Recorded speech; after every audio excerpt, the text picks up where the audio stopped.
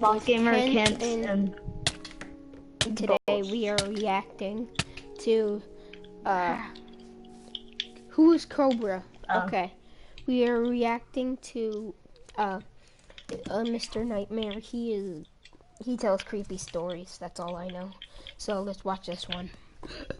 I want to make sure you guys. This idea was by the Boss Gamer, by the way. I participated. It took a lot of time, but I finally found 3 stories that take place during hear it? school lockdowns.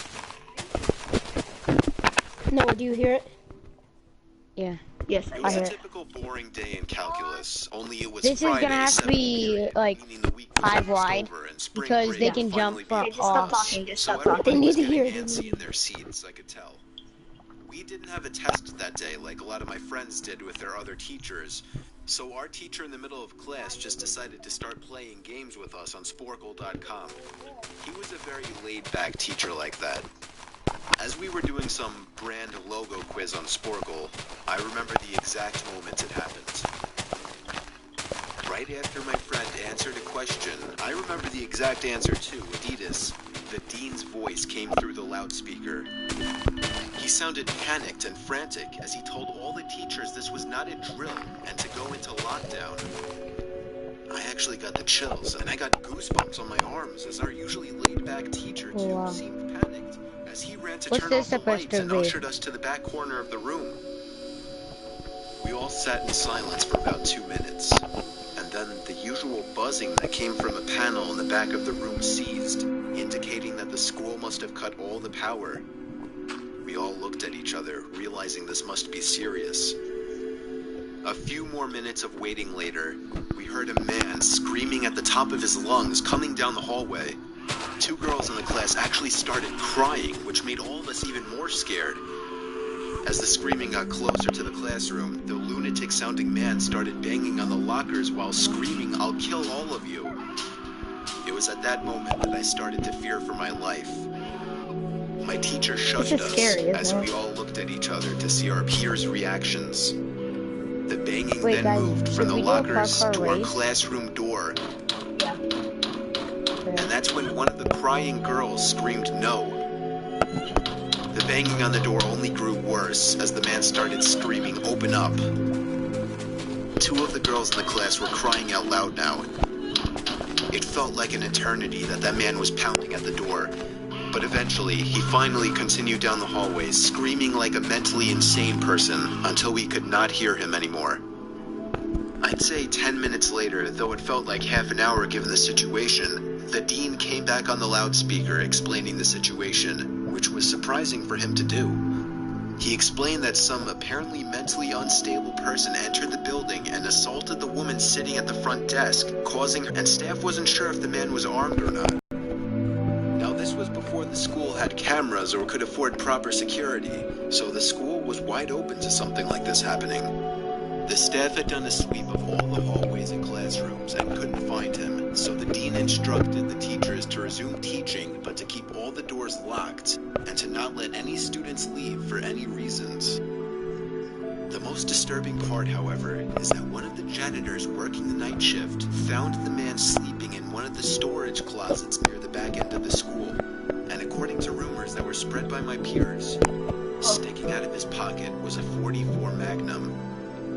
The janitor must have done something stupid to wake him up, for example, leaving the closet door open, because by the time a police officer could arrive on the scene, the man was gone. My entire class, as far as I know, to this day, has no idea if this man was ever found, but I like to think that right now, he's being given the proper help that he needs. Creepy. That was How many are there? My school has 2 lunch periods. First lunch period is for all 6th graders and some 7th graders. The second lunch period is for the other half of the 7th graders and all 8th graders. The lockdown happened in the beginning of October. The day the lockdown occurred, it was overcast and rainy. During the first lunch period, I heard 4 loud booms. I personally thought it was thunder, but the entire lunch crowd started screaming. I was thinking those kids were just serious pussies, but the campus security came in and started yelling at people to go into the multi-purpose room, and the kids who were in line buying lunch had to throw out their lunch and come inside. Me and some friends went inside the room along with a huge group of other kids. Everyone was curious as to what was happening. Our multi-purpose room is huge, and the back wall of the room is made of see-through glass. I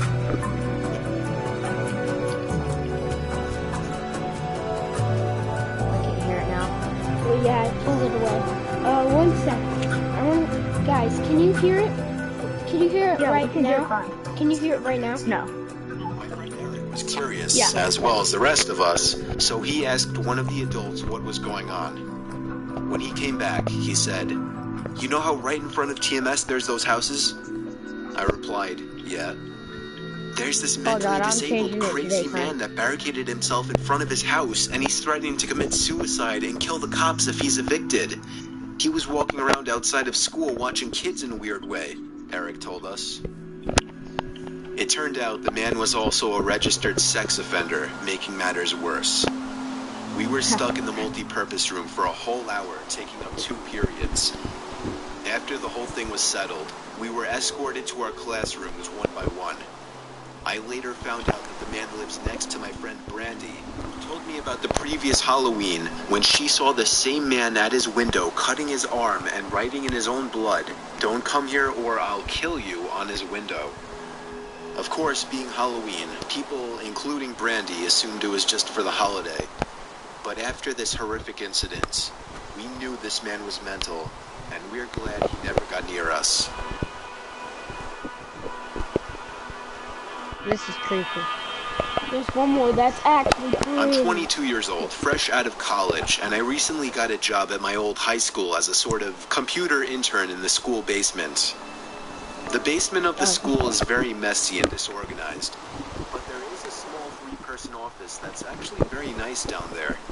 It has 3 nice big desks, 2 mini fridges, a flat-screen TV mounted on the wall, and oh so satisfying air conditioning, a luxury the students and teachers cannot enjoy in the school. Holy crap, that's a And nice of course, all basement. the school servers and other computery stuff.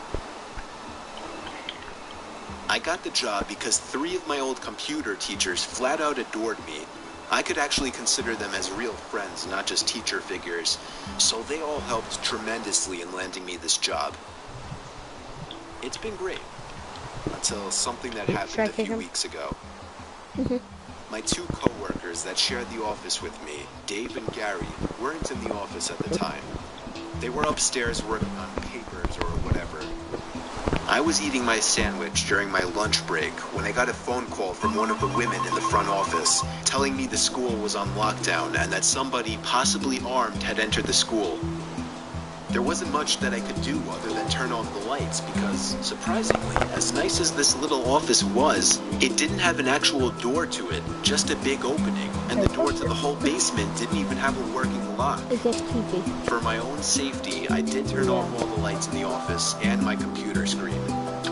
I kept And my you phone played on the games on desk, the phone. texting both Gary and Dave, but they wouldn't respond. I sat down there in the dark, playing games on my phone for like 20 minutes, waiting for the call Yeah. from up front to tell me to resume working. I had no idea what was happening. I couldn't hear what was going on upstairs from down here, but I was not allowed to make any calls until I was informed that the lockdown was over. Then the noisy basement door opened. As the creaking echoed across the basement and into my office, I sat up from my seat, wondering if I should call out Gary or Dave. I was eager to get some info from them. Someone then came running down the stairs, and their footsteps were approaching my office. I pushed away my chair and crawled under my desk. Somebody entered the office, but did not turn on the lights. There was just silence. I can't even describe the fear I was experiencing. I felt like if I made one sudden noise, I'd be a dead man. Suddenly, No, my phone it's dinged not long. as I got a text message. I felt my entire world shrivel up and die at that one moment as I clenched my teeth in fear.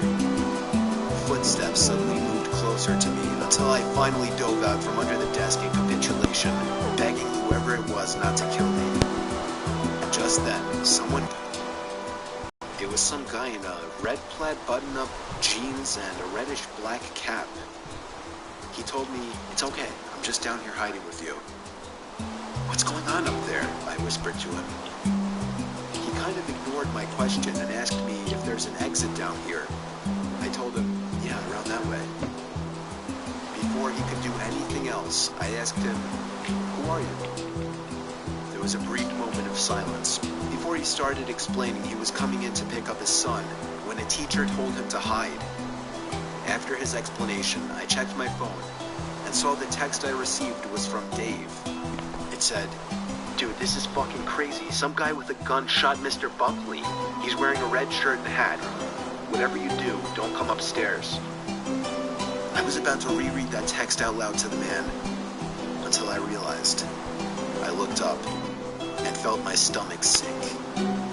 The man seemed to catch on to my suspicious stare. Panicking, all I could think to do was to run for the upstairs. A gunshot echoed through the basement, and I could hear the bullet ricochet off something metal in the darkness. But thank God the bullet missed me, and I made it upstairs. Fortunately, police were waiting at all exits, including the basement exit, and caught the man the second he opened the door. More good news, our teacher, Mr. Buckley, survived the gunshot. It was later determined that the man and Mr. Buckley had some beef for whatever reason, but that was never revealed. All we know is that Mr. Buckley couldn't have done anything that would have warranted this kind of reaction. And I know that the sound of that gunshot will forever echo in my mind. And that's it. Oh, you wanna make another one? No. What? Okay, guys. No, no.